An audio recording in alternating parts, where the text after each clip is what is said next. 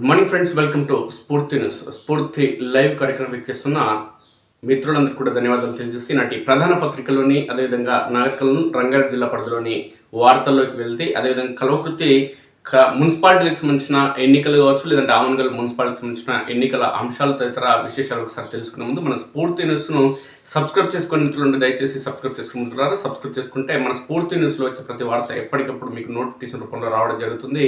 అదేవిధంగా మీ ప్రాంతంలో ఉన్న సమస్యలు కావచ్చు, అభివృద్ధి కార్యక్రమాలు ఏ ఉన్నా మా దృష్టికి తీసుకురావడానికి ఖచ్చితంగా సమస్యల పరిష్కారం కోసం కృషి చేద్దాం. అది రైతన్నుల సమస్యలు కావచ్చు, విద్యార్థులు లేదంటే ప్రైవేటు ప్రభుత్వ ఉద్యోగులకు సంబంధించిన సమస్యలు కావచ్చు. మీరు చేయాల్సింది 8919793547 నెంబర్కు వాట్సాప్ లేదంటే సామాన్య కాల్ ద్వారా సమాచారం ఇవ్వచ్చు మిత్రులారా. ఇవి నాటి ముఖ్య విషయాలకు మనం వెళ్తే మిత్రులారా, నాగర్కర్నూలు జిల్లాకు సంబంధించిన వార్తల్లోకి మొదట్లో వెళ్తే పంట మార్పిడితో అధిక దిగుబడులు ఎమ్మెల్యే డాక్టర్ కూచుకుల రాజేష్ రెడ్డి పేర్కొన్నారు. మినుముల సాగుపై చర్చాగోష్ఠి హాజరైన రాష్ట్ర ప్రణాళికా సంఘం ఉపాధ్యక్షుడు చిన్నారెడ్డి. నోడల్ అధికారులు బాధ్యతలు పకడ్బందీగా నిర్వహించాలంటూ గద్వాలకు సంబంధించి కలెక్టర్ పేర్కొన్న వార్త వచ్చింది. కాంగ్రెస్ నాయకుడి అదృశ్యం, ఆశించిన అవకాశాలు దక్కక మనస్తాపం. కర్నూలు పట్టణంలోని ఓ లాడ్జీలో ప్రత్యక్షం. ఐజా మున్సిపాలిటీలో కలకలం. మొదలైన నామినేషన్ల పర్వం. 3 జిల్లాల్లోని 12 మున్సిపాలిటీలో 71 నామినేషన్లు దాఖలు. పర్యవేక్షించిన ఆయా జిల్లాలకు సంబంధించిన కలెక్టర్లు. ప్రధానంగా మున్సిపల్ ఎన్నికలకు సంబంధించిన నామినేషన్ల పర్వం ప్రారంభం కావడం జరిగింది నిన్న మొదటి రోజు. ప్రధానంగా కల్వకుర్తి మున్సిపాలిటీకి సంబంధించి 14 నామినేషన్లు దాఖలు కావడం జరిగింది. జిల్లాలోనే అత్యధిక నామినేషన్లలో వనపర్తి 25 నామినేషన్లు దాఖలు కాగా వనపర్తిలో, కల్వకుర్తిలో మాత్రం 14 నామినేషన్లు దాఖలై సెకండ్ ప్లేస్ లో నిలవడం జరిగింది అత్యధిక నామినేషన్లలో. దీనికి సంబంధించి కాంగ్రెస్, బీజేపీ, బీఆర్ఎస్ పార్టీల మధ్య ఈ ప్రధానంగా పోటీ అనేది కొనసాగుతుంది. ప్రధానంగా ఎక్కువ మున్సిపాలిటీలో బీఆర్ఎస్, కాంగ్రెస్ మధ్యనే పోటీ కొనసాగుతుంది. బీజేపీ అనేది ఆయా మున్సిపాలిటీలో నామమాత్రం కొనసాగుతుంది. ప్రధానంగా కల్వకుర్తి నియోజకవర్గ పరిధిలోని ఆమన్గల్లో మాత్రం బీజేపీ బలమైన పార్టీగా బరిలో నిలుస్తుంది. బీజేపీ, బీఆర్ఎస్ మధ్య అదేవిధంగా కాంగ్రెస్ మధ్య పోటీ అనేది ఉంటుంది అనే కోణంలో అక్కడ చర్చ కొనసాగుతుంది. అయితే రోజు రోజుకు అక్కడ పరిస్థితి ఆమన్గల్లో మారుతుంది. దీనికి ప్రధాన కారణం అక్కడ బీఆర్ఎస్ పార్టీకి సంబంధించిన నియోజకవర్గ స్థాయి ముఖ్య నేత ఎవరైతే ఉన్నారో ఆ నేత చక్రం తిప్పేందుకు అవకాశం ఉంది ఆమన్గల్లో. కాబట్టి బీఆర్ఎస్ గ్రాఫ్ అనేది అక్కడ పెరిగే అవకాశం ఉంది. నిన్నటి వరకు బీఆర్ఎస్ అనేది అక్కడ ఆమన్గల్లో కేవలం బీజేపీ, కాంగ్రెస్ మధ్యనే పోటీ ఉంటుందనే కోణంలో చర్చ కొనసాగినప్పటికీ బీఆర్ఎస్ పార్టీకి సంబంధించిన ముఖ్య నేత అక్కడ వారిని వన్ సైడ్ చేసే ప్రయత్నం చేయడం జరుగుతుంది. చర్చ ప్రారంభం కావడం జరిగింది. మొత్తం నాగర్కర్నూలులో 11, కల్వకుర్తిలో 14, కొల్లాపూర్లో 7, గద్వాలలో 1, గద్వాల, ఐజా, వడ్డేపల్లిలో అదేవిధంగా పెబ్బేరులో 1 చొప్పున నామినేషన్ దాఖలు కావడం జరిగింది. అలంపూర్లో 2, వనపర్తిలో అత్యధికంగా 25, కొత్తకోటలో 4, ఆత్మకూరులో 4, అమర్చింతలో అసలు నామినేషన్లు వేలే. మొత్తానికి 71 నామినేషన్లు దాఖలు కావడం జరిగిందంటూ ఒక వార్త వచ్చింది మొదటి రోజు. నామినేషన్ల ప్రక్రియ సజావుగా సాగాలంటూ నాగర్కర్నూలు కలెక్టర్ పేర్కొన్న వార్త ప్రధానంగా వచ్చింది. టెన్షన్. పార్టీ బీఫామ్ల కోసం ఆశావహుల ఆరాటం. నాయకుల వద్ద పైరవీలో తరములకలు. తప్పులుంటే తిప్పలే. నామినేషన్ వేసేటప్పుడు తగిన జాగ్రత్తలు అవసరం. ఎన్నికల నిబంధనల ప్రకారం ధృవపత్రాలు జతపరచాలి. పత్రంలో ఖాళీలు ఉండొద్దు. పొరపాటు జరిగితే తిరస్కరణ. మెట్టినింటికి జములమ్మ, భక్తి శ్రద్ధలతో అమ్మవారి శోభాయాత్ర, భారీగా హాజరైన భక్తులంటూ ఒక వార్త. రైతులు ఆర్థికంగా ఎదగాలంటూ కేంద్ర వ్యవసాయ శాఖ అసిస్టెంట్ కమిషనర్ కృష్ణకాంత్ దూబే పేర్కొన్నారు. కేంద్రానికి సంబంధించి జాతీయ స్థాయికి సంబంధించిన అధికారి. పనుల పూర్తికి ఇంకెన్నాళ్ళు. అమృత్ భారత్ స్టేషన్ పథకానికి గద్వాల రైల్వే స్టేషన్ ఎంపిక. తొలి విడతలో 9.86 కోట్లు విడుదల. 3 ఏళ్ల క్రితం ప్రారంభమైన పనులు. గంజాయి కేసులో 2 అరెస్ట్. 2 కేజీల 390 గ్రాములు గంజాయి స్వాధీనం.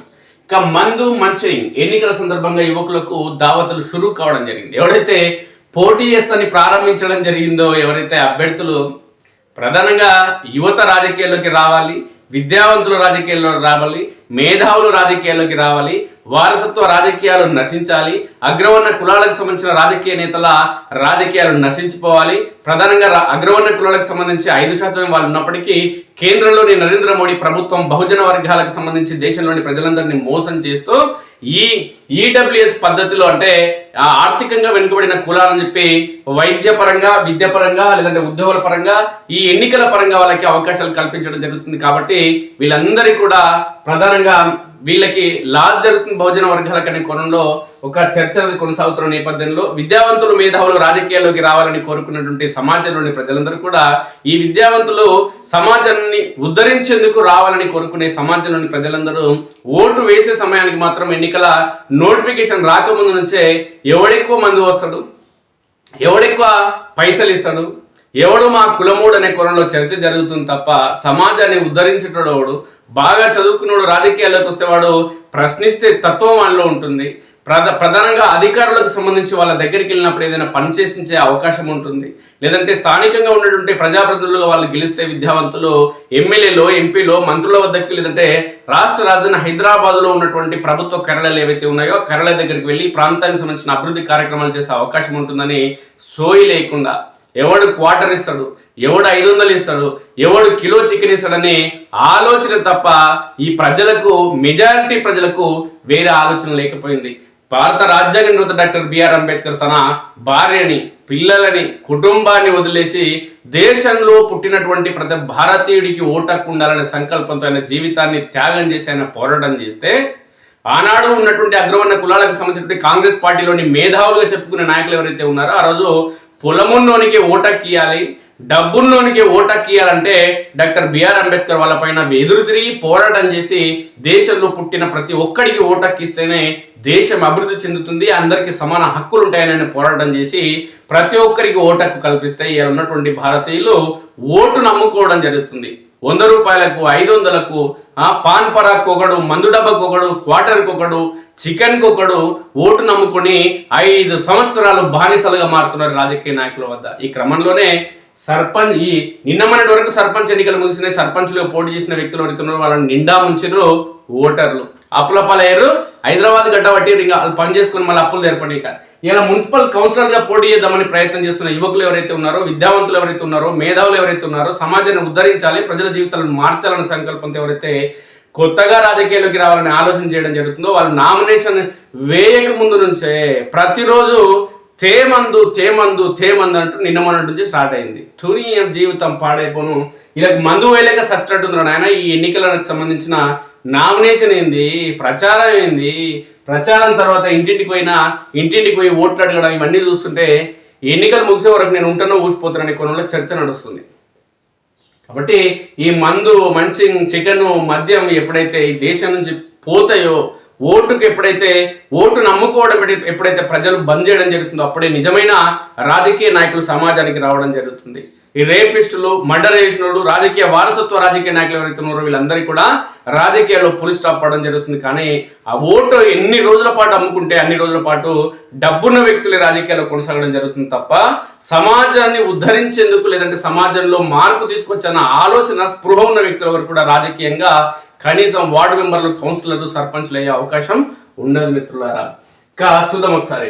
మందు, మంచి ఎన్నికల సందర్భంగా యువకులకు దావతులు, ఓటు పక్కదారి పట్టకుండా ముందస్తు చర్యలు, కాలనీ పెద్దలపై హామీల వర్షం, తాము గెలిచినా పెత్తనం మీది అంటూ మంతనాలు, ముందు మందు తర్వాత నగదు ఇస్తామని ఆశలు. ఎన్నికల షెడ్యూల్ విడుదలైనప్పటి నుంచి కాలనీలో ఎన్నికల వాతావరణం నెలకొంది. ఆశావహులు కాలనీలో ఉన్న యువకులకు దావతులు ఇస్తున్నారు. ముందు మందు పార్టీలు, తర్వాత ఓటుకు నగదిస్తామని ఒప్పందాలు చేసుకుంటున్న అభ్యర్థులు ప్రధానంగా దావతులు ప్రారంభించడం జరిగింది. ఎన్నికల్లో పోటీ చేయాలనుకుంటున్న అభ్యర్థులు కాలనీలోని యువకులకు మందు, మంచింగ్తో గాలం వేస్తున్నారు. షెడ్యూళ్లు వెలువడిన వెంటనే ఎన్నికల బరిలో ఉండాలనుకునే వారు ఇలా మందు, మంచింగ్ ఇస్తూ మచ్చిక చేసుకుంటున్నట్లు తెలుస్తుంది. అంతేకాకుండా కొన్ని వైన్ దుకాణాల యజమానులతో మాట్లాడి తమ కాలనీల ఓటర్లు చీటీలు ఇస్తే వారికి మద్యం ఇవ్వాలని ఒప్పందాలు చేసుకుంటున్నారు. మద్యమే కాదు నాయన, పొద్దుగాల పూట టిఫిన్ పెట్టాలంట ఆ పోటీ చేసేటోడే, మధ్యాహ్నం బిర్యానీ పెట్టాలంట, మళ్ళా రాత్రికి బిర్యానీ, మధ్యలోనేమో తాగుడు. ఓ అర్ధగంట రోజు పొద్దుగాల పూట గంట, సాయంత్రం పూట గంట ప్రచారానికి ఎమ్మటి పోవాలి. పొద్దుగాల నుంచి టిఫిన్ నుంచి మొదలు పెడితే మధ్యాహ్నం లంచ్ నుంచి మొదలు పెడితే, బిర్యానీ నుంచి మొదలు పెడితే ఇంకా తాగుడు తినుడు. సరే తాగుడు తింటుర్రా నాయన, మీరు పుణ్యానికి వచ్చిందని చెప్పి ఆ పోటీ చేసుకోవడానికి వారికి గులం ఉందని చెప్పి పోటీ చేసే వ్యక్తులు ఏదో విధంగా గెలవాలనే కోణంలో వాళ్ళకు తాపత్రయం. సమాజాన్ని దోసుకునేందుక, లేదంటే దాచుకునేందుక, లేదంటే సమాజాన్ని ఉద్ధరించాలనే కోణంలో ఏదో ఒక ఆలోచనతో వాళ్ళు రాజకీయాల్లోకి వచ్చి ఈరోజు ప్రచారం చేసుకుంటుంటే మీకు పుణ్యానికి వచ్చిందని ఒకటే తాగుతున్నారా బాబు. కానీ ఈ ఎన్నికల సమయంలో భారీ మొత్తంలో మద్యం విక్రయం అవుతుంది కాబట్టి, కొనుగోలు జరుగుతాయి కాబట్టి నాసీ రకం మందు అనేది తయారవుతుంది. నాసీ రకం మందు, తక్కువ ధరకు దొరికే మందును కూడా రాజకీయ పార్టీలకు సంబంధించిన నాయకులు ₹1, ₹10 తగ్గుతాయి. ఎందుకంటే లక్షల రూపాయలు మందు కోసమే కేటాయించడం జరుగుతుంది కాబట్టి తక్కువ క్వాలిటీతో తక్కువ డబ్బులకు వచ్చే మందును కొనుగోలు చేసి ఈ ఓట్ ప్రచారానికి వచ్చే వ్యక్తులకు పోయడం జరుగుతుంది. మీరు తాగుతారు, పుణ్యానికి వచ్చిందని చెప్పి క్వార్టర్ తాగేటోడేమో హాఫ్ తాగుతాడు, ఫుల్ బాటిల్ తాగుతారు. ఓకే, 10-15 రోజులు మీరు తాగుతారు, కాకపోతే 20 రోజులు తాగుతారు. తాగి తాగి తాగి తాగి సచ్చేది ఎవర్రా? పుణ్యానికి వచ్చిందని తాగి మీ పానాల మీదకి ఎందుకు చేసుకుంటారు? మీరు తుసుకున్న చచ్చిపోతే మీ పెళ్ళం పిల్లలు ఏం కావాలి? ఒకసారి ఆలోచన చేయండి. పుణ్యానికి వచ్చిన మందు అని చెప్పి ఈ లిక్కర్ మీరు తాగడం మొదలు పెట్టారు అనుకో, అది మొత్తం డూప్లికేట్ మందురు నాయన. తాగి తాగి తాగి మీకు ఇవాళ ఫ్రీగా దొరుకుతుందని చెప్పి 15 రోజులు తాగినావు అనుకో, నువ్వు తర్వాత ₹1,00,000 హాస్పిటల్ ఖర్చు పెట్టుకోవాలరా బాబు. పూసుకుని నువ్వు వస్తే దళిద్రానికి నీ పెళ్ళం పిల్లలు అనాథలు అవుతారు, రోడ్ల మీద పడతారు. ఏ రాజకీయ పార్టీకి సంబంధించిన నాయకుడు రాడా ఎల్లా? ఎందుకు అని అంటే నువ్వు ఇలా వాని సొమ్ము తాగినావు, తింటున్నావు, బిర్యానీ తింటున్నావు, మందు తాగుతున్నావు కాబట్టి నువ్వు చస్తే నీ పెళ్ళం పిల్లలని ఆదుకునేందుకు, కనీసం నువ్వు చచ్చినందుకు నీ పెళ్ళానికి విడోపించని ఇప్పించేందుకు కూడా ఈ రాజకీయ నాయకుడు రాడు. ఇవాళ నాడు వాడు 2,000 మంది 3,000 మంది తాగిండని చెప్పి ఆయన ₹2,000 ₹3,000 డబ్బులు ఇస్తేనే వాడు పింఛన్ మంజూరు చేస్తాడు. పింఛన్ లిస్టులో నీ పెళ్ళం పేరు రాస్తాడు. అది గుర్తుపెట్టుకో ఫస్ట్.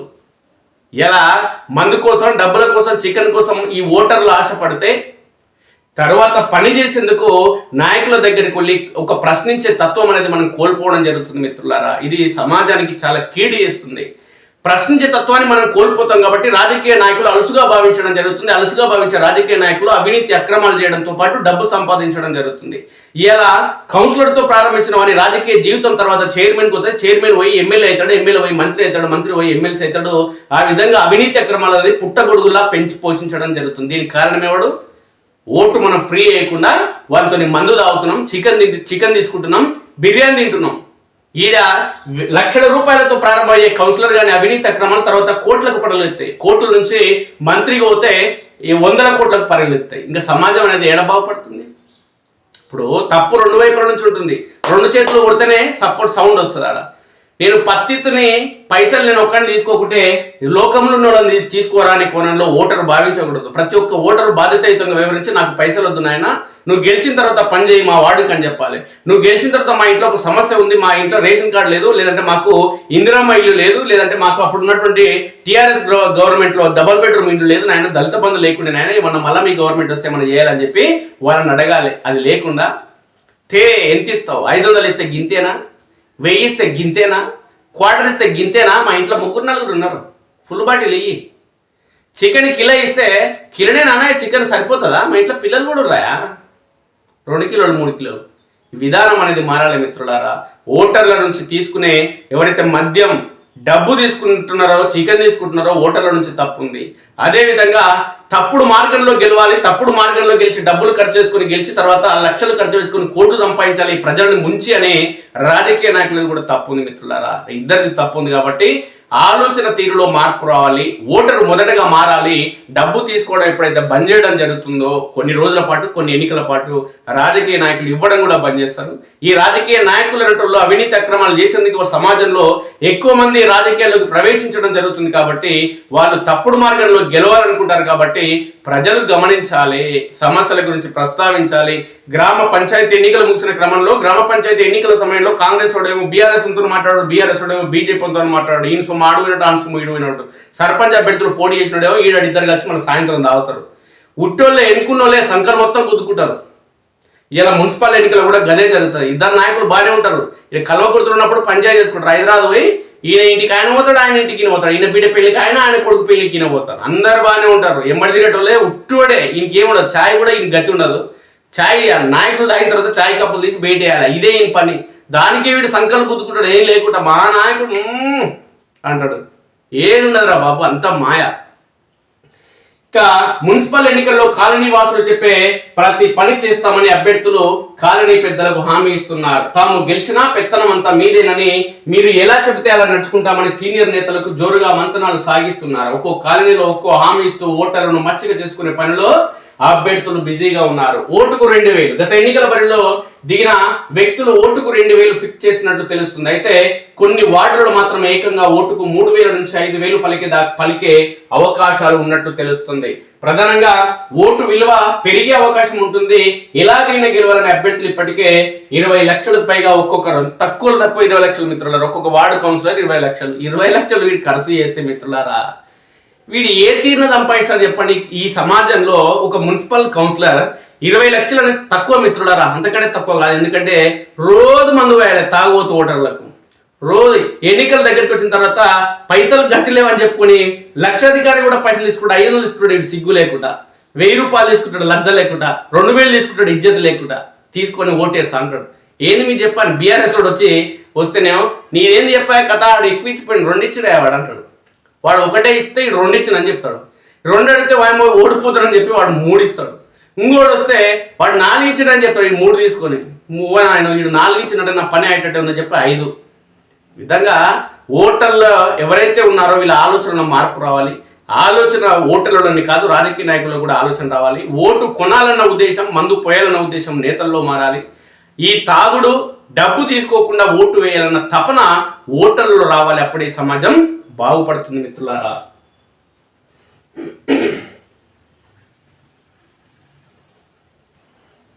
తెలంగాణ రాష్ట్ర వ్యాప్తంగా ఇప్పుడు కేసీఆర్ బిడ్ల కల్వకుంట్ల కవిత ఫీవర్ అనేది టీఆర్ఎస్ పార్టీలకు ప్రధానంగా పట్టుకుంది మిత్రులారా. కల్వకుంట్ల కవిత ఈ మున్సిపల్ ఎన్నికలు అంటే గత కొన్ని రోజుల నుంచి పార్టీ నుంచి ఆమెను సస్పెండ్ చేసిన నేపథ్యంలో ఆమె ఇంకా ఊరూర తిరిగింది. నిన్న జాగృతి జన జాతర అని చెప్పి ఊర్లలో అటుకెళ్ళి తిరిగింది దాకా తిరిగింది. గ్రాఫ్ పెంచుకునే ప్రయత్నం చేస్తుంది. ఆమెకంటూ ఒక ప్రత్యేకత అంటే వ్యక్తిత్వాన్ని పెంపొందించుకోవాలనే ఆలోచనతో ఆమె ఉంది. ఎందుకంటే కేసీఆర్ కొడుకు గారి బిడ్డ కానీ మాటల కోటల్లో ఏం తక్కువ కట్టలే వాళ్ళు, కాబట్టి అది తండ్రికి దగ్గర బిడ్డలా నాకు చెప్పాలి. అంటే వాక్చాతుర్యంలో ఇద్దరు మాత్రం మెచ్చుకునే వ్యక్తులే. అయితే ఈ క్రమంలోనే టీఆర్ఎస్ పార్టీ నన్ను సస్పెండ్ చేసింది కాబట్టి నాకు ప్రయారిటీ ఇవ్వకుండా కేవలం కొడుకు కేటీఆర్, అల్లుడు హరీష్ రావు, పెద్ద కొడుకు సంతోష్ రావుకి ఇచ్చిన పని కథం చేశారు కాబట్టి ఆ పార్టీ పని ఇంకా కథం చేయాలని కంకణం కట్టుకుంది కల్వకుంట్ల కవిత. అందులో భాగంగానే మున్సిపల్ ఎన్నికలకు సంబంధించి ఆమె ఫార్వర్డ్ బ్లాక్ కు సంబంధించిన సింహం గుర్తు ఏదైతే ఉందో, సింహం గుర్తు అంటే తెలంగాణ రాష్ట్ర రాజకీయాల్లో ఒక సంచలనం మిత్రులారా. సింహం గుర్తు వచ్చింది అని అంటే ఆ ప్రజలు అంటే ఒక కాంగ్రెస్ పార్టీ, ఒక బీజేపీ పార్టీ, ఒక బీఆర్ఎస్ పార్టీ గుర్తులు ఏవైతే ప్రజల మనసులోకి చొచ్చుకుపోవడం జరిగిందో అదే రీతిలో ప్రధానంగా కల్వకుర్తి నియోజకవర్గంలో సింహం గుర్తు అంటే ప్రజల్లోకి వెళ్ళిపోవడం జరిగింది మిత్రులారా. అప్పుడు జూపల్లి కృష్ణారావు ఆయన టీఆర్ఎస్ పార్టీ నుంచి బయటకు పోయిన తర్వాత ఫార్వర్డ్ బ్లాక్ నుంచి ఆయన పోటీ చేయడం జరిగింది తన అనుచరులతోని. అదేవిధంగా ఉప్పల వెంకటేష్ గతంలో ఆయన మొదట్లో ఫార్వర్డ్ బ్లాక్ నుంచి ఆయన పోటీ చేయడం, తన అనుచరులను పోటీ చేయించడం, అత్యధిక మందిని గెలిపించుకోవడం అనేది కల్వకుర్తి ప్రాంతంలో ఒక చర్చనీయాంశం, ఒక చరిత్ర అని చెప్పుకోవచ్చు. ఈ పరిణామాల నేపథ్యంలో కల్వకుర్తి, ఆమన్గల్ మున్సిపాలిటీలలో ప్రస్తుతం తెలంగాణ రాష్ట్ర వ్యాప్తంగా జరుగుతున్న తీరులోనే ఇక్కడ కూడా ఎన్నికలు నిర్వహిస్తున్న క్రమంలో బీఆర్ఎస్, బీజేపీ, కాంగ్రెస్ పార్టీలకు సంబంధించిన అభ్యర్థులు ఎవరైతే ఉన్నారో తమ అనుచరులకి అంటే నాయకులు, చైర్మన్ అభ్యర్థులు ఎవరైతే ఉన్నారో తమ అనుచరులకు టికెట్లు కేటాయిస్తున్న ఈ నేపథ్యంలో కొంతమందికి అంటే పార్టీ కోసం దశాబ్దాలుగా పనిచేసినటువంటి అటు బీఆర్ఎస్ వాళ్ళు కానీ, ఇటు బీజేపీ వాళ్ళు కానీ, ఇటు కాంగ్రెస్ వాళ్ళు కానీ పార్టీ కోసం, నేతల కోసం కట్టుబడి పనిచేసినా, తమ ఎన్నాళ్ల పాటు త్యాగాలు చేసినా, ఎన్నోసార్లు ఎన్నికల్లో పోటీ చేయకుండా తమ పార్టీలోని నేతలు పోటీ చేసేందుకు అవకాశాలు కల్పించినా మరోసారి ఈ రాజకీయ పార్టీలకు సంబంధించిన నేతలు కావచ్చు, ముఖ్య నాయకులు కావచ్చు మాకు మళ్ళీ మొండి చేయి చూపించడం జరిగిందని వాళ్ళు తీవ్ర ఆవేదన వ్యక్తం చేయడం జరుగుతుంది. అందులో భాగంగా ప్రధానంగా అధికార కాంగ్రెస్ పార్టీకి సంబంధించిన ఎవరైతే అభ్యర్థులు, ఆశావాహులు ఉన్నారో వాళ్ళందరూ కూడా ఈరోజు ఫార్వర్డ్ బ్లాక్ నుంచి సింహం గుర్తుపై పోటీ చేసేందుకు అవకాశాలు మెరుగ్గా ఉన్నాయి. అందులో భాగంగానే బీఆర్ఎస్, కాంగ్రెస్, బీఆర్ఎస్ పార్టీలో టికెట్ రాని వ్యక్తులు ఎవరైతే ఉన్నారో ప్రధానంగా బీఆర్ఎస్, కాంగ్రెస్ పార్టీలకు సంబంధించిన అభ్యర్థులు అధికార కాంగ్రెస్, ప్రతిపక్ష బీఆర్ఎస్ పార్టీలకు సంబంధించిన బీఫామ్ రాదని ఇప్పటికీ నిర్ణయానికి వచ్చినటువంటి ఎవరైతే వ్యక్తులు ఉన్నారో వాళ్ళందరూ కూడా రాష్ట్ర రాజధాని హైదరాబాద్ కు నిన్న వెళ్ళడం జరిగింది. కల్వకుంట్ల కవితను కలవడం జరిగింది. ప్రత్యేకంగా సమావేశాన్ని నిర్వహించడం జరిగింది. కేవలం కల్వకుర్తుల్లోని కాదు, ఆమన్గల్ నుంచి, కల్వకుర్తి నుంచి వెళ్ళడం జరిగింది. ఇది తెలంగాణ రాష్ట్రం నలుమూలల నుంచి మున్సిపల్ ఎన్నికలు ఎక్కడైతే నిర్వహించడం జరుగుతుందో ప్రధానంగా అక్కడ నుంచి కల్వకుంట్ల కవిత వద్దకు నిన్న వెళ్ళడం జరిగింది, ప్రత్యేక సమావేశం నిర్వహించడం జరిగింది.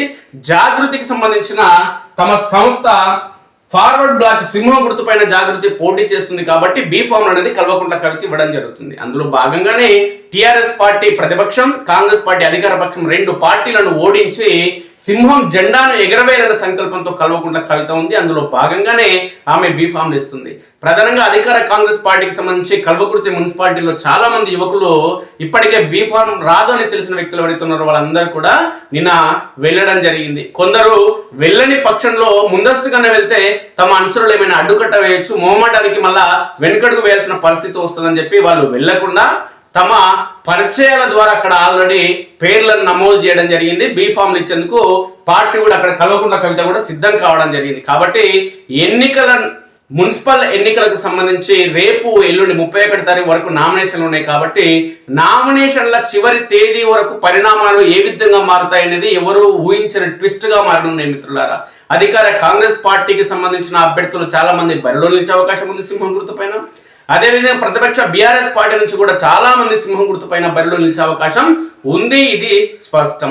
ఇక్కడ ప్రధానంగా కల్వకుర్తిలో కాంగ్రెస్ పార్టీ అభ్యర్థి ఎవరైతే చైర్మన్ అభ్యర్థికి సంబంధించిన వ్యక్తులని ఇక్కడ కాంగ్రెస్ పార్టీలో వ్యతిరేకించడం జరుగుతుంది. ఆ సామాన్య ప్రజలు కూడా ఎప్పుడు వీళ్ళేనా అనే ఒక గోల. అదే టిఆర్ఎస్ పార్టీ నుంచి కూడా పోయినసారి ఈళ్ళింటోళ్ళే, ఈసారి కూడా ఈళ్ళేనా, పాత చింతకాయ పచ్చడ ఉన్నప్పుడు ప్రజలను హింసించడం, పదవి పోయిన తర్వాత మళ్ళా ఇల్లు తిరుగుతూ వాడవాడ తిరుగుతూ నేను మారిన చెప్పి చెప్పుకోవడం, మళ్ళా పదవి వచ్చితే ఎట్లా మారుతాడు అనేది అందరికీ తెలిసే. విక్రమార్కుడు సినిమాలో విక్రమ్ ఇట్లా మారినట్టే. కాబట్టి విక్రమార్కుడు కదా, అది సినిమా ఉండే కదా, అపరిచితుడు సినిమాలో విక్రమ్ మారినట్టే కథ.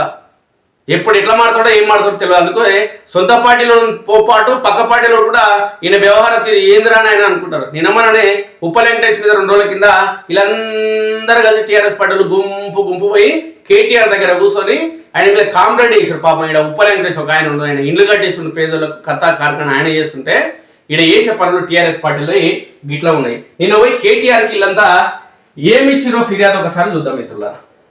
ఎందుకంటే టిఆర్ఎస్ పార్టీ కాంగ్రెస్ వాళ్ళది ఇప్పుడు సందర్భం వచ్చింది కాబట్టి ఒకసారి చూద్దాం.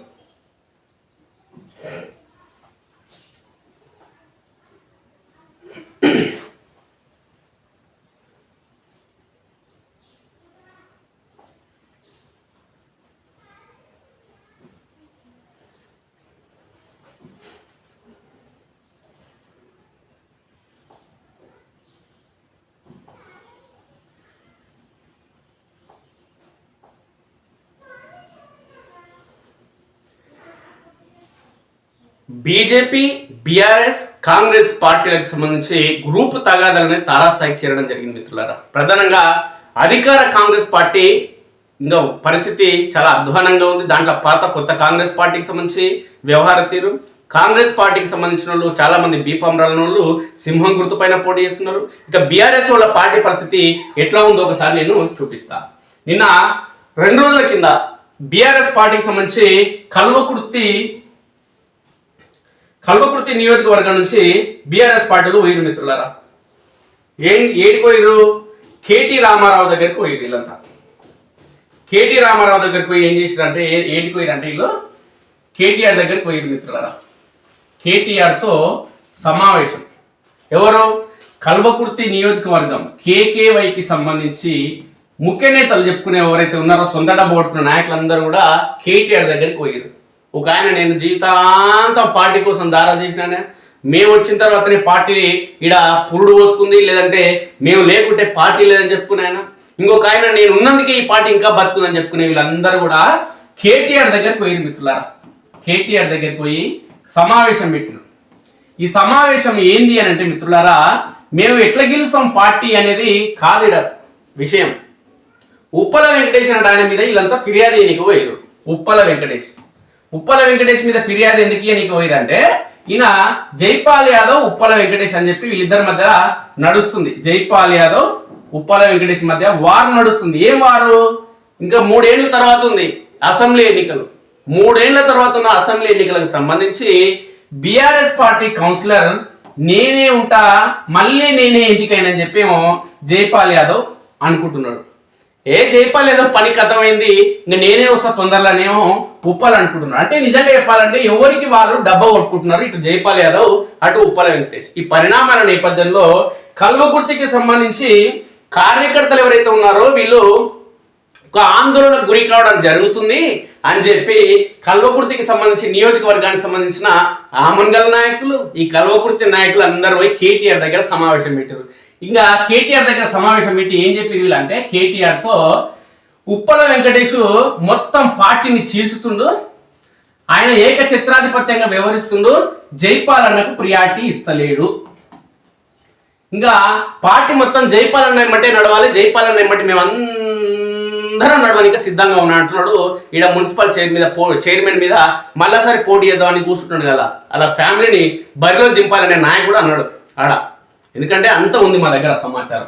అంటే ఈడ ఉన్న కేటీఆర్ ఏమన్నారంటే మిత్రులారా, ఎంత సమాచారం ఉంది కేటీఆర్ దగ్గర అంటే మిత్రులారా, అంత ఆశమాచాడు కాదు కేటీఆర్. సంపూర్ణ సమాచారం ప్రతి కాన్స్టిట్యున్సీకి సంబంధించి ప్రతి ఊరికి సంబంధించిన సమాచారం ఉంది మిత్రులారా.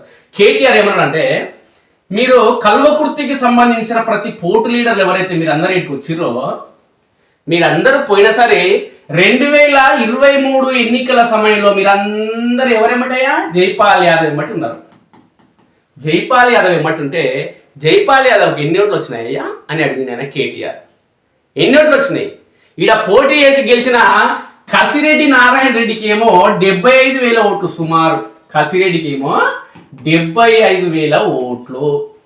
సెకండ్ ప్లేస్లో ఉన్న ఆచారికి, బీజేపీకి సంబంధించిన ఆచారికి సుమారు 72,000 ఓట్లు. జైపాల్ ఏడున్నావు నువ్వు? ఓ జైపాల్ అన్న ఏడున్నావు నువ్వు? 40 చిల్లర దగ్గర ఉంటావు, 40,000 దగ్గర జైపాల్ అన్న అంటే జైపాల్ అన్న ఏం చేయకుండా తలకాయచ్చుకో కిందికి వేసిండు. ఈడ ఉన్నోళ్ళు ఒక్కరు కుయ్యి అంటలేరు, కయ్యి అంటలేరు. మీరే కదా జైపాల్ అన్ననే కదా ఈ కల్వకుర్తి కాన్స్టిట్యున్సీకి ఇన్ఛార్జ్. ఇప్పటికీ టిఆర్ఎస్ పార్టీ ఇన్ఛార్జ్ జైపాల్ ఎవరు కాదన్నారా? మీరే ఉన్నారు కదా, మీ నాయకుడే, మీరు కోరుకున్న నాయకుడే జైపాల్ యాదవ్ ఉన్నాడు అని చెప్పి కేటీఆర్ అన్నాడు. మరి మీరు అందరూ జైపాల్ యాదవ్ వెంబడి ఉన్నారు కదా 2023 అసెంబ్లీ ఎన్నికల్లో. మరి జైపాల్ యాదవ్ ఎందుకు గెలవలేదు నాయన? ఎన్ని ఓట్లు పడ్డాయి జైపాల్ యాదవ్? మీరు ఎన్ని ఓట్లు ఇప్పించారు జైపాల్ యాదవ్? కారణాలు ఏమన్నా కావచ్చు. ఆయన 3 రోజుల ముందు పోయిందని ప్రచారం నడుస్తుంది మీ కాన్స్టిట్యున్సీలో. కేటీఆర్ మాటలు ఇవి. 3 రోజుల ముందు పోయిందని చెప్పి నడుస్తుంది కల్వకుర్తిలో. పైసలు ఖర్చు పెట్టలేదని ప్రచారం నడిచింది. అవంతా సమాచారం నా దగ్గర ఉంది. మరి మీరందరూ ఉన్నారు, జైపాల్ యాదవ్ బీసీ నాయకుడు, 3 సార్లు ఎమ్మెల్యే, కథా కార్ఖానా, మేమందరం బలగం మొత్తం జైపాల్ యాదవ్ వెంట ఉందని మీరు చెప్తున్నారు. మొత్తం మున్సిపల్ ఎన్నికలకు సంబంధించి కూడా ఇన్ఛార్జ్ మొత్తం జైపాల్ అన్నకే ఇస్తున్నా. ఏదేది ఆమన్గల్, అదేవిధంగా కేకేవై కల్వకుర్తి. అంటే ఇక్కడ ఇన్ఛార్జ్లు అక్కడ రజనీ, ఇక్కడ ఇంకొక ఆయన, వాళ్ళే నాయకు కల్వకుర్తికి వస్తున్నా. మొత్తం వ్యవహారం నడిచేది జైపాల్ యాదవ్తోనే 2 మున్సిపాలిటీలో. ఇంకా ఓరి ఇంకా మీరు ఏం చేయాలంటే కల్వకుర్తికి ఓరి, ఆమన్గల్ కోరి. ఇంకా జైపాల్ యాదవ్ నాయకత్వంలో 2 మున్సిపాలిటీ గెలుచుకొని రాపోరి. అప్పుడు మీరు ఒప్పుకుంటా, మీరు మునగాలని ఒప్పుకుంటా. గెలవకపోతే తర్వాత మీది ఉంటుంది కథ అని చెప్పి కేటీఆర్ అన్నాడు. కేటీఆర్ అంటే మీరు పొద్దున లేస్తే ఈ ఉప్పల వెంకటేష్ అని పడుతున్నామా? ఇంతమంది వచ్చిరేమా ఉప్పల వెంకటేష్ గురించి మాట్లాడడానికి? మొత్తం గుంపులు వచ్చిరేమా మీరు? మీ సైడ్ ఒక ఆయన గుంపు మేస్త్రి తయారైన, మీరు కూడా గుంపు తయారైనారు. గుంపు తయారై ఉప్పలాయన మీద ఉప్పల వెంకటేష్ అని చెప్పి దాని మీద కేసు ప్రచారం చేయడానికి మీరెందుకు వచ్చిరని చెప్పి కేటీఆర్ అంటే వీళ్ళు ఏమంటారు? మీరెందుకు ఇంతమంది వస్తే ఉట్టి ఉన్నోని ఒకడున్నోని మీరు ఉప్పల వెంకటేష్ని మీరు ఏం చేస్తున్నారంటే మీరు అందరూ ఆయన గురించి మాట్లాడి సింహాన్ని చేస్తున్నారు, పులిని చేస్తున్నారు ఆయన అని చెప్పిండు. ఉప్పల వెంకటేష్ని మీరు అందరు కలిసి సింహాన్ని చేస్తున్నారు మాట్లాడండి. సింహం అయిపోతున్నాయా ఉప్పల వెంకటేష్? మీరందరూ ఏమో గుంపులు వచ్చిర్రు, ఒక్కడి గురించి మాట్లాడుతున్నారు. ఆ ఒక్కడు పోయి సింహం అవుతుండు, రాజ్యాన్ని వెళ్ళిన నాయకుడు అవుతుండు. మీకు ఒకటే భయం పట్టుకుందే, జైపాల్ యాదవ్కు భయం పట్టుకుంది. ఆ ఉప్పల వెంకటేష్ కూడా ఒక ఆలోచన ఉంది. ఈ పరిణామాలను బట్టి చూస్తుంటే నాకు కూడా అనిపిస్తుంది అని కేటీఆర్ మాట్లాడితే ఏమన్నాడంటే ఆయనకు ఆలోచన ఉందా? జైపాల్ యాదవ్ అనేట ఆయన ఇన్ఛార్జ్ ఉన్నాడు. ఇప్పుడు జైపాల్ యాదవ్ అనేటోడు ఇక్కడ నుంచి పోతే నేను రావాలని చెప్పి ఉప్పల వెంకటేష్ అనుకుంటున్నాడు. రాజకీయాల్లో ఆశ ఉండడం సహజమే కదా, అది ఉప్పల వెంకటేష్కి ఉంది, నష్టమేముంది? ఉప్పల వెంకటేష్ మునగాడు కాబట్టి సొంత మండలంలో సుమారు ఆయనతో పాటు ఇంకా కొంతమంది పనిచేయచ్చు, ఎవరు కాదంటలేదు. నిన్న 2-3 అన్నారు పాపం. మేము కూడా ఉన్నాం ఉప్పల వెంకటేష్తో పాటు అంటున్నారు. వాళ్ళందరూ ఇప్పుడు తలకొండపల్లి మండలం ఉంది మిత్రులారా, తలకొండపల్లి మండలం. ఈ తలకొండపల్లి మండలానికి సంబంధించి ఇది ఉప్పల వెంకటేష్ మండలం. ఈ ఉప్పల వెంకటేష్ మండలంలో ఏం నడుస్తుందంటే ఒకసారి చూద్దాం. ఉప్పల వెంకటేష్ మండలంలో ఉప్పల వెంకటేష్, ఈ ఉప్పల వెంకటేష్ సంబంధించిన మండలంలో మిత్రులారా టిఆర్ఎస్ పార్టీ ఏం చేసిందంటే సర్పంచ్ ఎన్నికల్లో సర్పంచ్ ఎన్నికల్లో 18 సర్పంచ్ స్థానాలు విన్ అయింది మిత్రులారా.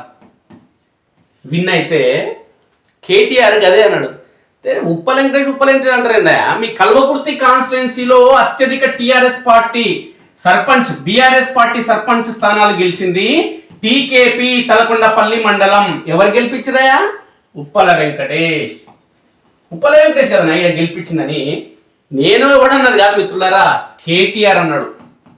కేటీఆర్ అంటే ఈ కల్వకుర్తికి సంబంధించిన నాయకుడు ఏమంటున్నాడు అంటే అన్నా అట్లా కాదే, ఈ తలకొండపల్లి మండలం అనేది టీకేపీ అనేది తలకొండపల్లి మండలం అనేది కేవలం ఉప్పల వెంకటేష్ ఒక్కరిదే కాదు, జైపాల్ అన్నది కూడా అదే మండలం అంటుండే. ఎవడు కల్వకుర్తికి సంబంధించిన నాయకుడు మళ్ళీ చైర్మన్ కావాలనుకుంటుండు కదా ఇంట్లో నుంచి, ఆ నాయకుడు అన్నాడు.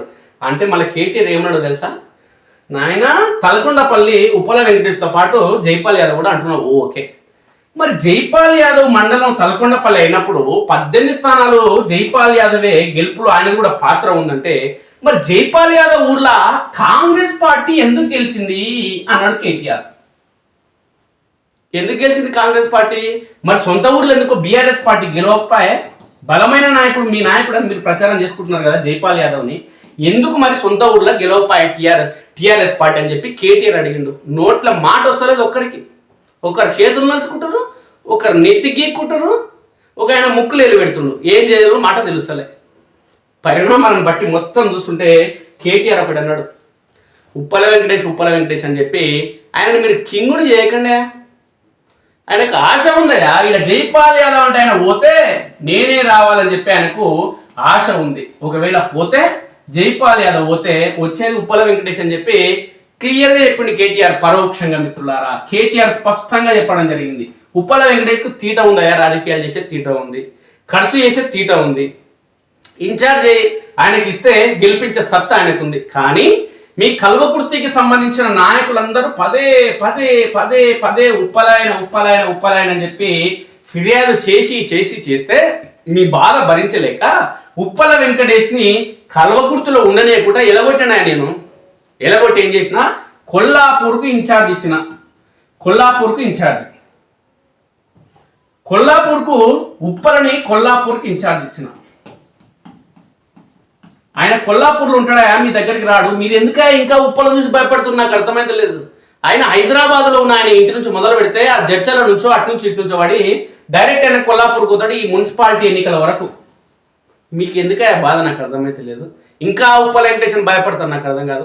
ఉప్పల వెంకటేష్ వస్తే సర్పంచ్ ఎన్నికల్లో ఉప్పల వెంకటేష్ వాడికన్నా కాంగ్రెస్ పార్టీని చేసిండా, లేదంటే బీజేపీ పార్టీని చేసిండా, లేదంటే ఓన్లీ బీఆర్ఎస్ పార్టీని చేసిండా?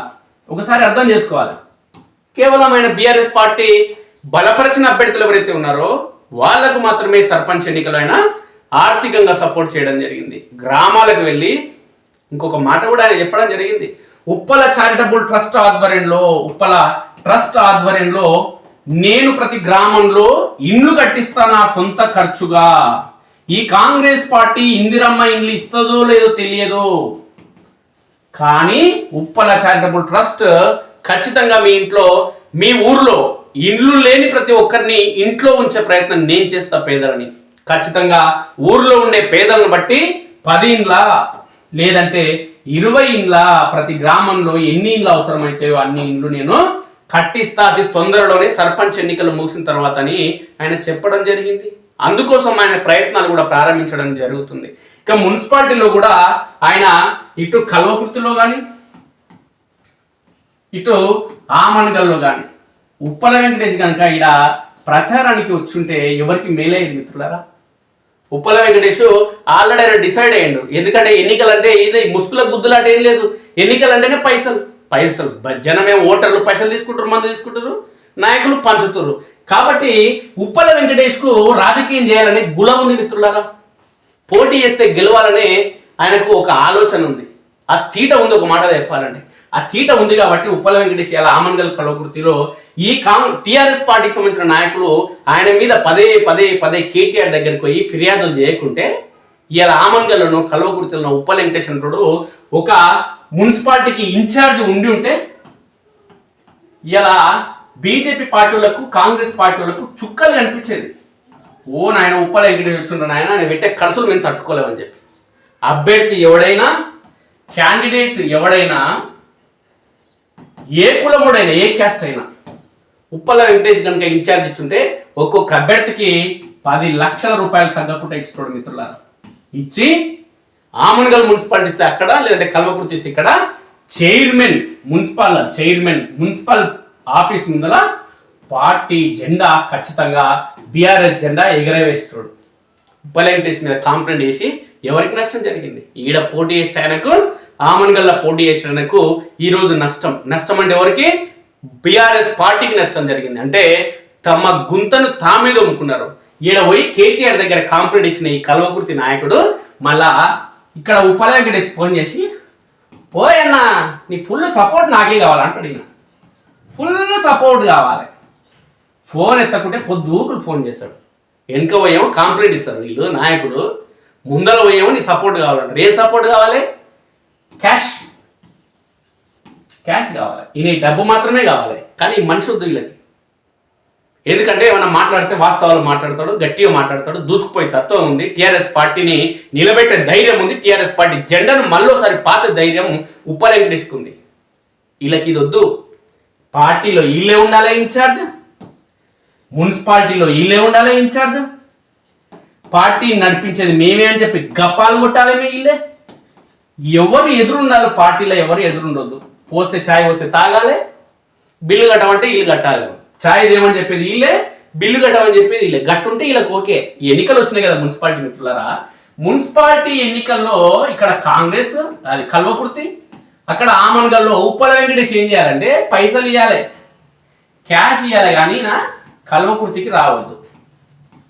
క్యాష్ ఇవ్వాలినా కానీ ఆమన్గల్కు రావద్దు. మరి ఆయన అవసరం లేనప్పుడు మీకు పైసలు ఎందుకయా?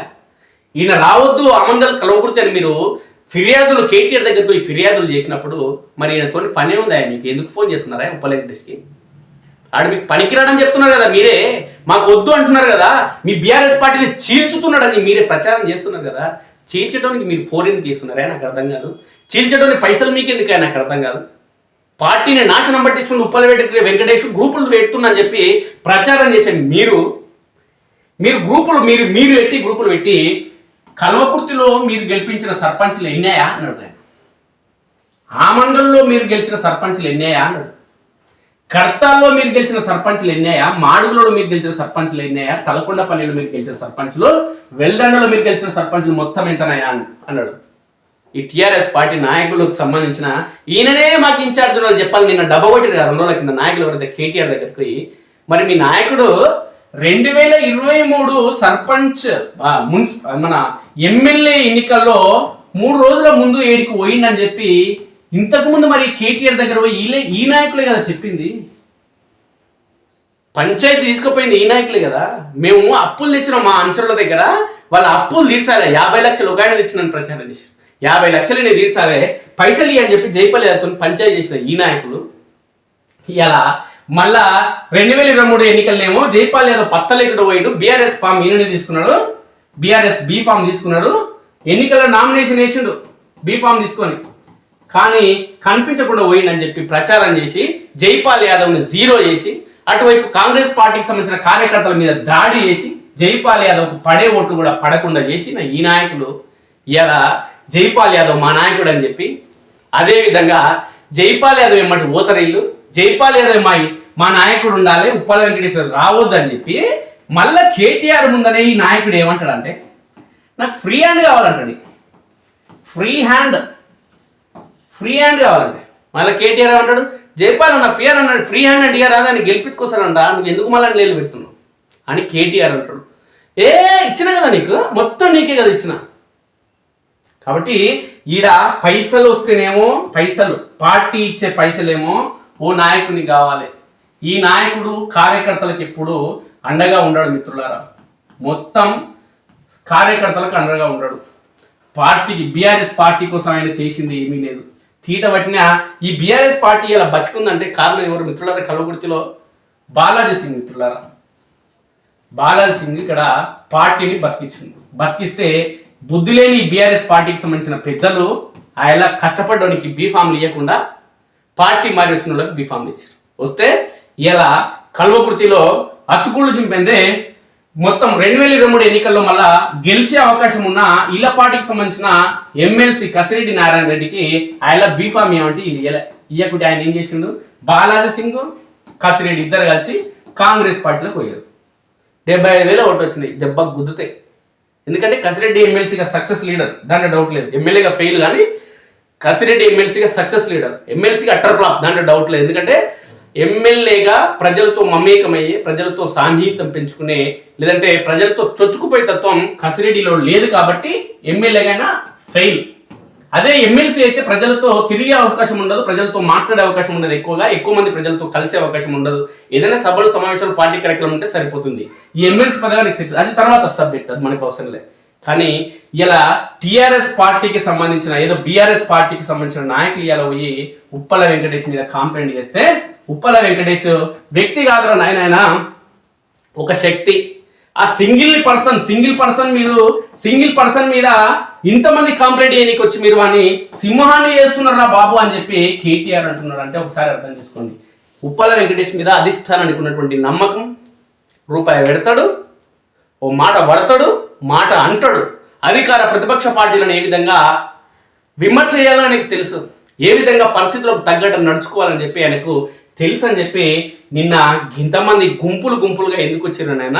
గుంపులుగా వచ్చి ఆయన పైన ఫిర్యాదు చేసి ఉప్పల వెంకటేష్ని సింహం చేస్తున్నారు, మీరు పులిని చేస్తున్నారని ఆయన అని చెప్పి కేటీఆర్ తిప్పి పంపించాడు. ఫస్ట్ అయ్యా, మీరు పంచాయతీలు చేయడం మాని, మున్సిపల్ ఎన్నికలు వచ్చినాయి, నోటిఫికేషన్ వస్తుంది, వీళ్ళు కలిసింది మొన్న కాబట్టి రేపు ఎల్లుండి నోటిఫికేషన్ వస్తుంది, గీడ ఉన్నారన్నా మీరు, నాకు అర్థమైతే లేదు. పోయి ప్రచారం చేసుకోండియా, కాంప్లైంట్ ఎందుకయా, మీకు పంచాయతీ ఎందుకయా? ఉప్పల వెంకటేష్ మిమ్మల్ని ఏడట్టుకున్నాడా? మీరు ఏమన్నా ప్రచారం గలీలకు పోయి ప్రచారం చేస్తారా? ఆయన అనుచరులతో కార్యకర్తలను అడ్డొచ్చి ఇట్లా మీకు బిగ్గర నిలబడ్డా? ఎందుకే ఆయన మీద పొద్దున లేస్తా పంచాయతీ చేస్తారని చెప్పి కేటీఆర్ మాటలు చెప్పి తిప్పి పంపించింది. వీళ్ళ నాయకులు ఫ్రీ హ్యాండ్ కావాలని ఓ నాయకుడు అంటాడు, ఉప్పలు వద్దనే ఓ నాయకుడు అంటాడు. జైపాల్ యాదవ్ మొత్తం కింగ్ మేకర్ నేనే అంటాడు. ఇంకా 2023 ఏమైందో మనకు తెలుసు, కథ కార్యక్రమం అంతా తెలుసు. కాబట్టి టీఆర్ఎస్ పార్టీలో ఇప్పుడు ఉన్నటువంటి బీఆర్ఎస్ పార్టీలో గ్రూపు తగాదాలు తారాస్థాయికి చేరడం జరిగింది మిత్రులారా. అది మొన్నటి విషయంతో కేటీఆర్ దగ్గరికి ఈ విషయం పోయిన నేపథ్యంలో స్పష్టమైంది మిత్రులారా. నిన్న మొన్నటి వరకు బీఆర్ఎస్ పార్టీకి మెరుగైన అవకాశాలు ఉన్నాయి.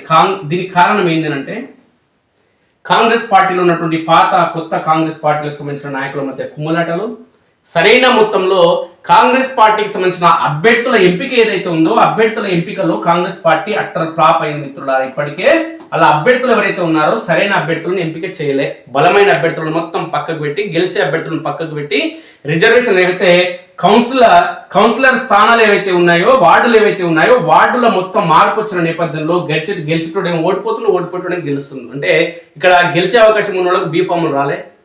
వచ్చిన బీఫామ్లు రిజర్వేషన్ నేపథ్యంలో వాళ్ళ భార్యలకు పోయినాయి.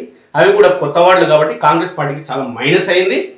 ఈ నేపథ్యంలో బీఆర్ఎస్ పార్టీకి మెరుగైన అవకాశాలు 2 రోజుల క్రితం ఉన్నాయి. కానీ బీఆర్ఎస్ పార్టీలో తన్నులాటలు, పంచాయతీలు, గూడు పుటానీలు, గుంపు కట్టడం ఈ బయటికి వచ్చిన నేపథ్యంలో, పార్టీలో ఉన్నటువంటి కుమ్ములాటలు ఒక్కసారిగా వచ్చిన నేపథ్యంలో కాంగ్రెస్ పార్టీకి సంబంధించిన నాయకులు ఈరోజు నవ్వుకుంటున్నారు మిత్రులారా.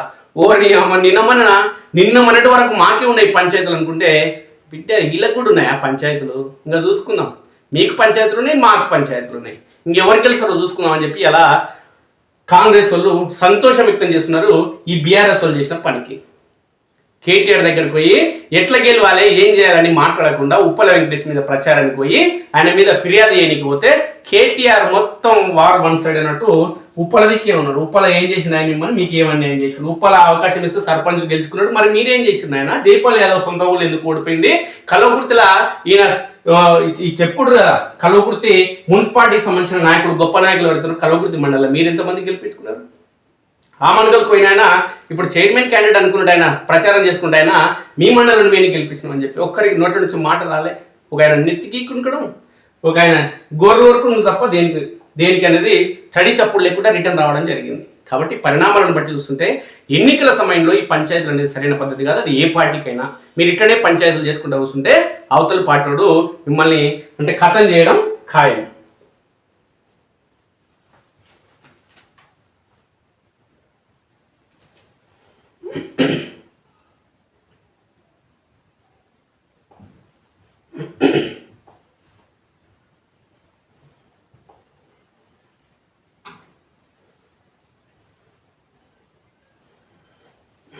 రాష్ట్ర స్థాయి అంశాలకు సంబంధించిన వార్తలు మనం ఒకసారి చూద్దాం మిత్రులారా. రాష్ట్ర స్థాయి అంశాలకు సంబంధించిన వార్తలకు ఒకసారి మనం వెళ్తే ప్రధానంగా డిప్యూటీ సీఎం మహారాష్ట్రకు సంబంధించిన డిప్యూటీ సీఎం ప్రయాణించిన ఫ్లైట్ ఏదైతే ఉందో అజిత్ పవార్ సంబంధించిన ఫ్లైట్ నిన్న కూలిపోయిన నేపథ్యంలో ఆయన హఠాన్ మరణం చెందడం జరిగింది. దానికి సంబంధించి ప్రధానంగా మహారాష్ట్రలో ఆయన రాజకీయ జీవితం అనేది ఒక చరిత్ర, ఆయనకంటూ ఒక ప్రత్యేక స్థానాన్ని పొందడం జరిగింది. మహారాష్ట్ర ప్రజల జీవితాల్లో తనంటూ ఒక ప్రత్యేక స్థానాన్ని వాళ్ళ గుండెల్లో పదిలపరచుకోవడం జరిగింది. ఆయన హఠాన్ మరణం చెందడం జరిగింది. ఏంటి అనేది ఒకసారి మనం చూద్దాం. మహారాష్ట్ర డిప్యూటీ సీఎం అజిత్ పవార్ దుర్మరణం, విమానం కుప్పకూలిన ఘటనలో మృతి, 2 పైలట్లతో పాటు సహాయకుడు కూడా, వ్యక్తిగత భద్రతాధికారి కూడా. ముంబై నుంచి బారామతికి వెళ్తుండగా దుర్ఘటన.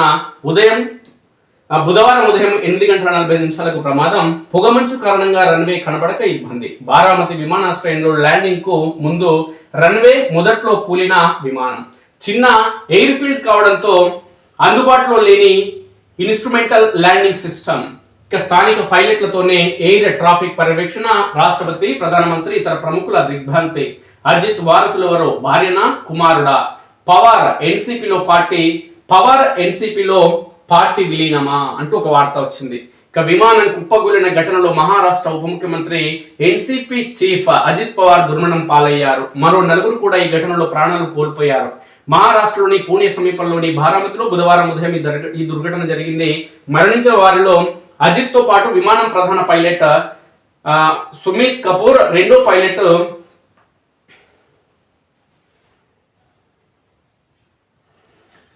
శాంభవి పాఠక్, సిబ్బంది పింకీ మాలి, పవార్ వ్యక్తిగత భద్రతాధికారి విదీప్ జాదవ్ కూడా ఉన్నారు. ఎన్నికల ప్రచారం కోసం బయలుదేరి మహారాష్ట్రలో జిల్లా పరిషత్ ఎన్నికలు జరుగుతున్నాయి. ప్రచారం కోసం అజిత్ పవార్ బుధవారం ఉదయం 8:10 ముంబై నుంచి ఢిల్లీ విఎస్ఆర్ వెంచర్స్ సంస్థకు చెందిన లియర్ జెట్ 45 అద్దె విమానంలో పూణే జిల్లాలోని బారామతికి బయలుదేరారు. ఈ రెండింటి మధ్య దూరం 256 కిలోమీటర్లు. ప్రయాణ సమయం సుమారు 45 నిమిషాలు. విమానం 8:39 సమయంలో బారామతి సమీపానికి చేరుకుంది. కానీ ల్యాండ్ అవ్వకుండా ముందుకెళ్ళింది. కాసేపటికి తిరిగి వచ్చి ల్యాండ్ కావడానికి ప్రయత్నిస్తూ రన్వేకు కాస్త ముందే కూలిపోయింది. నేలపై 2 ముక్కలుగా విడిపోయి మంటల్లో చిక్కుకుంది. వరుసగా 4-5 పేలుడు శబ్దాలు వినిపించాయి. ఇది గమనించిన స్థానికులు వెంటనే అక్కడికి చేరుకుని విమానంలోని వారిని బయటకు తీసేందుకు ప్రయత్నించారు. కానీ మంటలు తీవ్రంగా ఉండడంతో వీలు కాలేదని తెలిపారు. అజిత్ పవార్ భార్య సునేంద్ర రాజ్యసభ ఎంపీగా ఉన్నారు. వారికి పార్థ్ జై అనే 2 కుమారులు ఉన్నారు. గురువారం ఉదయం బారామతిలోని విద్యా ప్రతిష్టాన్లో ప్రభుత్వ లాంఛనాలతో అజిత్ పవార్ అంత్యక్రియలు జరగనున్నాయి. అజిత్ దుర్మరణం నేపథ్యంలో మహారాష్ట్ర ప్రభుత్వం 3 రోజుల పాటు సంతాప దినాలుగా ప్రకటించింది. ఘటనపై రాష్ట్రపతి ద్రౌపది ముర్ము, ప్రధాని మోదీ, కేంద్ర హోంమంత్రి అమిత్ షా, ఇతర ప్రముఖులు దిగ్భ్రాంతి వ్యక్తం చేశారు. పొగమంచు కారణంగానే ప్రమాదం. దట్టంగా కమ్ముకున్న పొగమంచు కారణంగానే అజిత్ పవార్ ప్రయాణిస్తున్న విమానం కూలిపోయినట్లు స్పష్టంగా తెలుస్తుంది. సీఎం కావాలన్న ఆయన ఆశ నెరవేరకుండానే చనిపోవడం జరిగిందంటూ ఒక వార్త. గద్దెపైకి సారళమ్మ, ప్రశాంతంగా పూర్తయిన మేడారం జాతర తొలిఘట్టం. ఉదయం నుంచి సారళమ్మ గుడిలో పూజలు, సాయంత్రం బయలుదేరిన కన్నెపల్లి కల్పవల్లి. అడుగడుగున భక్తుల నీరాజనం. కన్నెపల్లి నుంచి మేడారం దాకా 2 కిలోమీటర్ల మేర బారులు, డోలు వాయిద్యాలతో సాంప్రదాయ నృత్యాలు, శివమూగిన వేలాది మంది మహిళలు. నేడే గద్దెపైకి సమ్మక్క తల్లి. పూర్తయిన ఏర్పాట్లు. జంపన్న వాగులో కొట్టుకుపోయే ఒకరు మృతి. ఇక ప్రియుడితో పెళ్లి వద్దన్నారని తల్లిదండ్రుల హత్య చేసినంత మన ఆడపడుచు. మత్తు ఇంజక్షన్లు ఇచ్చి ప్రాణాలు తీసిన కూతురు. నీవు సావును చావక అని పోయి అనిమ్మడి పోతే అయిపోయేది కదా. ఇలా చంపేది ఎందుకు నాకు అర్థం కాదు. సరే, నీ తల్లిదండ్రులు నీ భవిష్యత్తు కోసమో లేదంటే వాళ్ళు తీసుకున్న తప్పుడు నిర్ణయమో నీ ఉద్దేశం అనుకో, వాళ్ళు వద్దన్నారు. నీకు అంతా ఉంటే అక్క వెళ్ళిపోవచ్చు కదా, వీళ్ళని చంపేది ఎందుకు అక్క? సంపతి నువ్వు జైలుకి పోతే ఏం లాభం చెప్పు?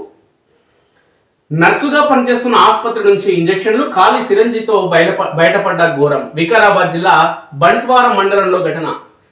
ఇక ఇన్స్టాగ్రామ్ లో పరిచయమైన యువకుడితో ప్రేమలో పడిన ఓ యువతి తనను పెంచి పెద్ద చేసిన తల్లిదండ్రుల ప్రేమను మర్చిపోయింది. వేరే కులానికి చెందిన ఆ యువకుడిని పెళ్లి చేసుకుంటానంటే చచ్చిన అంగీకరించమన్న తల్లిదండ్రులను చంపేసింది. ఓ ఆసుపత్రిలో నర్సుగా పనిచేస్తున్న ఆ యువతి దొంగతనంగా తెచ్చిన మత్తు ఇంజెక్షన్లను మాయమాటలతో అమ్మనాన్నలకు మోతాదుకు మించి ఇచ్చి వల్ల ఉసురు తీసింది. వికారాబాద్ జిల్లా బంట్వార మండలం యాచారం గ్రామానికి చెందిన నక్కల సురేఖ అనే యువతి ఘాతుకానికి పాల్పడింది. ఇందుకు సంబంధించిన వికారాబాద్ డిఎస్పీ శ్రీనివాస్ రెడ్డి వెల్లడించిన వివరాలు ఇలా ఉన్నాయి. యాచారం గ్రామానికి చెందిన నక్కల దశరథ్ 55 సంవత్సరాలు, లక్ష్మి 54 సంవత్సరాల దంపతులకు ఓ కుమారుడు, 3 కుమార్తెలు ఉన్నారు. వీరిలో చిన్న కూతురు సురేఖ బిఎస్సి నర్సింగ్ పూర్తి చేసి సంగారెడ్డిలోని ప్రైవేట్ ఆసుపత్రిలో నర్సుగా పనిచేస్తుంది. గతేడాది ఇన్స్టాగ్రామ్ లో ద్వారా పరిచయమైన ఓ యువకుడితో సురేఖ ప్రేమలో పడింది. వారిద్దరు పెళ్లి చేసుకుందాం అనుకున్నారు. అతడు వేరే కులానికి సంబంధించిన వ్యక్తి. వీళ్ళు కూడా ఓవర్ యాక్షన్ కాకుంటే ఆమె వేసుకుంటున్న తర్వాత ఊకొక ఏందమ్మా మీ పంచాయతీ? ఓ పానం పోయినా చేసుకోమన్నారా, చేయనీయమన్నారంట. పోయింది పానం. వేరే కులానికి చెందిన వ్యక్తి కావడంతో అతనితో వివాహానికి సురేఖ తల్లిదండ్రులు అంగీకరించలేదు. ఈ విషయంలో ఇంట్లో పలుమార్లు గొడవలు జరిగాయి. అయితే ప్రియుడిని ఎలాగైనా పెళ్లాడాలని నిశ్చయించుకున్న సురేఖ తన తల్లిదండ్రుల హత్యకు పథకం రచించింది. అత్యవసర పరిస్థితుల్లో ఉపయోగించే మత్తు ఇంజెక్షన్లు తాను పనిచేస్తున్న ఆసుపత్రి నుంచి గుట్టుగా సేకరించింది. నెల 24న విధులకు సెలవు పెట్టి స్వగ్రామానికి వచ్చింది. ఆ రాత్రి తల్లిదండ్రులతో కలిసి భోజనం చేసిన తర్వాత ప్రియుడితో వివాహంపై చర్చించింది. ప్రేమ వివాహానికి చచ్చిన ఒప్పుకోమని తల్లిదండ్రులు చెప్పడంతో ఆగ్రహంతో రగిలిపోయింది. ఆ వెంటనే ఒళ్ళు నొప్పులు తగ్గించడానికి మందు తెచ్చానంటూ రాత్రి 10 గంటల సమయంలో తల్లికి అధిక మోతాదులో మందు ఇంజెక్షన్ ఇచ్చింది. ఆ ఇంజెక్షన్ ప్రభావంతో తల్లి లక్ష్మి అక్కడికక్కడే కుప్పగొలిపోగా నిద్రపోతున్నట్లుగా ఆమెను పడుకోబెట్టింది. కాసేపటి తర్వాత బయట నుంచి ఇంటికి తిరిగి వచ్చిన తండ్రి దశరథ్కు నాన్న నీ నడుము నొప్పి తగ్గేందుకు ఇంజెక్షన్ ఇస్తానని చెప్పింది. ఆయనకు అధిక మోతాదులో మత్తు ఇంజెక్షన్ ఇచ్చింది. ఆ వెంటనే అతను కూడా కుప్పకూలిపోయాడు. ఆపై ఈ హత్యలను సహజ మరణాలుగా చిత్రీకరించేందుకు సురేఖ తన అన్న అశోక్కు ఫోన్ చేసి నాటకం ఆడింది. అమ్మ నాన్న స్పృహ తప్పి పడిపోయారు, భయంగా ఉందంటూ పిలిపించింది. నాన్న మాట్లాడుతూ కుప్పగూలిపోయారని అది చూసి షాక్ తో అమ్మ కూడా కింద పడిపోయిందని చెప్పింది. ఇరువురికి సిపిఆర్ కూడా చేశారని ఫలితం లేకుండా పోయిందని తెలిపింది. ఖాళీ సిరంజీలతో బయటపడ్డ నిజం. సురేఖ మాటలతో విశ్వసించిన కుటుంబ సభ్యులు, గ్రామ పెద్దలు దశరథ్ దంపతులు అప్పుల బాధతో ఆత్మహత్య చేసుకుని ఉంటారని తొలుత భావించారు. అయితే సంఘటన స్థలంలో 2 వాడిన సిరంజీలు, రక్తపు చుక్కలు కనిపించడంతో కుటుంబ సభ్యులు పోలీసులకు సమాచారం ఇచ్చారు. ఆ ఇంటి నుంచి ఖాళీ ఇంజెక్షన్ బాటిళ్లు, వాటిని సిరంజీలను స్వాధీనం చేసుకున్న పోలీసులు సురేఖను విచారించగా అసలు నిజం బయట పెట్టింది. ఈ మేరకు కేసు నమోదు చేసుకుని దర్యాప్తు చేస్తున్నట్లు ఈ సందర్భంగా రిమాండ్ కు తరలించడం జరిగింది. పాడైపోను సావేదో వస్తే పత్తలే కూడా పోతే అయిపోయాయి కదా అక్క, వాళ్ళని చంపాలి కన్నందుక.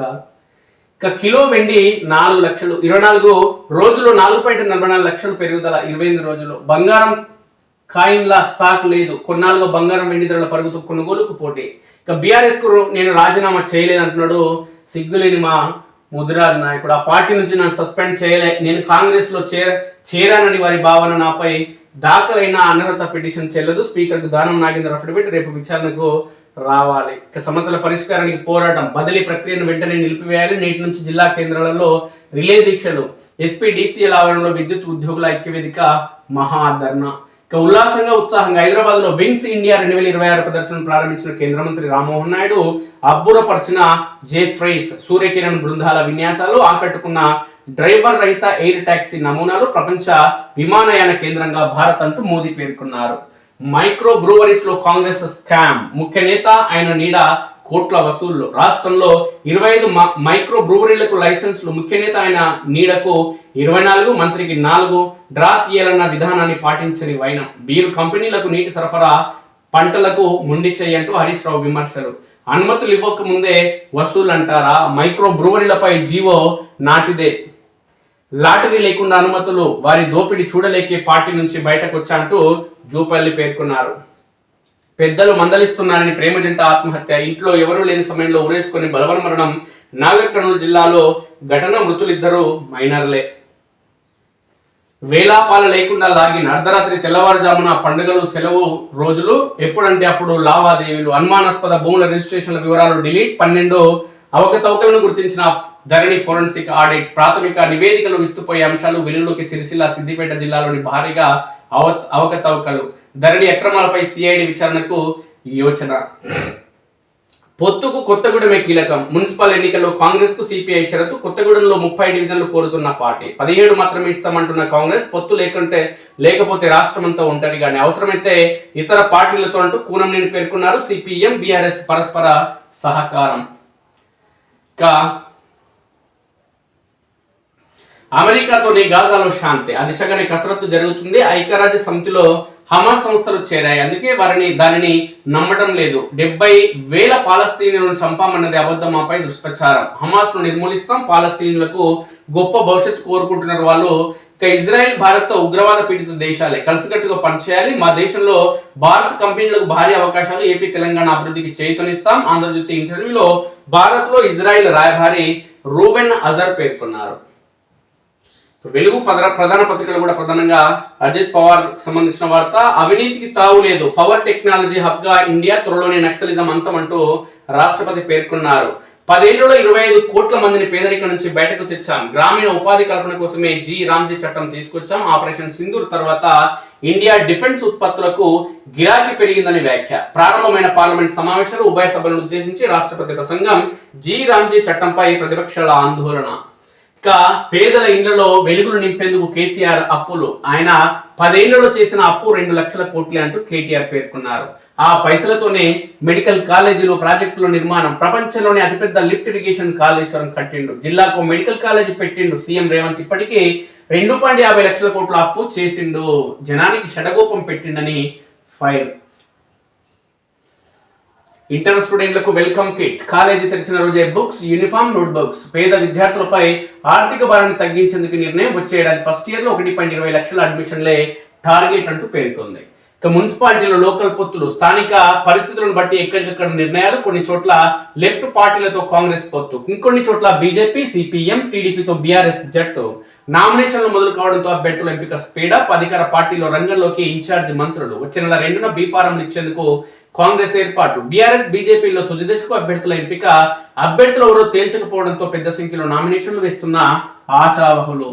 హైకమాండ్ స్థాయిలో పొత్తులపై తేల్చని ప్రధాన పార్టీలు. ఇక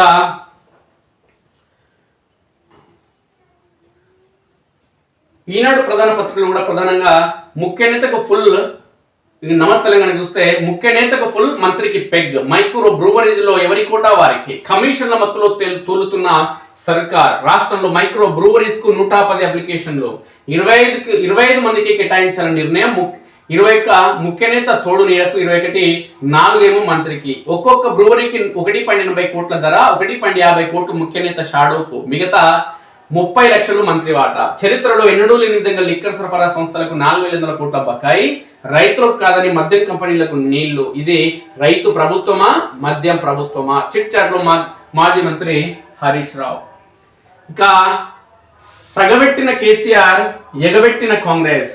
తెలంగాణ భవన్ లో బుధవారం బీఆర్ఎస్ లో చేరిన వర్ధన్నపేట మాజీ ఎమ్మెల్యే ఆరూరి రమేష్ ను ఆత్మీయ అలింగనం చేసుకుంటున్న కేటీఆర్. ఈ సందర్భంగా మాట్లాడారు. సర్కారుపై అన్ని వర్గాల్లో తీవ్ర అసంతృప్తి ఉంది. ప్రజల బాధలను పట్టించుకునే నాతుడలేడు. కాంగ్రెస్ కు తీరిక లేదు, బీజేపీకి సోయి లేదు. మోసగాళ్ల చేతిలో మళ్ళీ మోసపోతే తప్పు మనదే. ఎన్నికలేవైనా బీఆర్ఎస్ పార్టీని గెలిపించాలి. బీఆర్ఎస్ వర్కింగ్ ప్రెసిడెంట్ కేటీఆర్ పిలుపు. యావత్తు తెలంగాణ చూపు కేసీఆర్ వైపు అంటూ హరీష్ రావు పేర్కొన్నారు. బీఆర్ఎస్ లో చేరిన మాజీ ఎమ్మెల్యే ఆరూరి సాధారణంగా ఆహ్వానించిన వర్కింగ్ ప్రెసిడెంట్ కేటీఆర్. ఓపిక, తెలివిలేని సీఎం రాష్ట్రాన్ని నడుపుతున్నాడు. 2 ఏళ్లలో తెలంగాణకు చేసింది ఏమీ లేదంటూ కేటీఆర్ పేర్కొన్నారు. ఆరూరికే వర్ధన్నపేట నియోజకవర్గ బాధ్యతలు ప్రకటించిన వర్కింగ్ ప్రెసిడెంట్ కేటీఆర్. ఆరూరి రాక పార్టీకి లాభం అంటూ ఎర్రవెల్లి పేర్కొన్నారు. ఇక సీఎంఓ నుంచి ఫేక్ న్యూస్. రాష్ట్రంలో మిస్ ఇన్ఫర్మేషన్ మాఫియా. సిట్ విచారణ పైన ఫేక్ వార్తల ప్రచారం. అడ్డగోలు థంబ్నెయిల్స్, పేరడీ అకౌంట్లు. సీఎంఓ నుంచి 138 మంది సభ్యులు ఉన్నారు. సర్కార్ సొమ్ముతో బీఆర్ఎస్ పై దుష్ప్రచారం. బీఆర్ఎస్ నేత మన్య క్రిషాంత్ మండిపడి. ఈ మన్య క్రిషాంత్ ఇట్లాంటి వాడే పార్టీని నాశనం చేశారు. బీఆర్ఎస్ కు నేను రాజీనామా చేయలేదు అంటున్నాడు దానం. బస్తీ మే సవాల్. 2 ఏళ్ల రేవంత్ సర్కార్ వైఫల్యాల ఎజెండాగా ముందుకు. పంచాయతీ ఫలితాల స్ఫూర్తితో పురపోరుకు బీఆర్ఎస్ సై. రంగంలోకి కేటీఆర్, హరీష్ రావు. మున్సిపాలిటీల వారీగా ఇన్ఛార్జీలు, సమన్వయకర్తల నియామకం. ఇవి ఈనాటి ప్రధాన పత్రికలోని వార్తా విషయాలు. మిత్రులారా, మీ సూచన సలహాలు అభిప్రాయాలు ఖచ్చితంగా తెలియజేయండి. అదేవిధంగా మన స్ఫూర్తి న్యూస్ సబ్స్క్రైబ్ చేసుకుని మిత్రులు దయచేసి సబ్స్క్రైబ్ చేసుకోండి.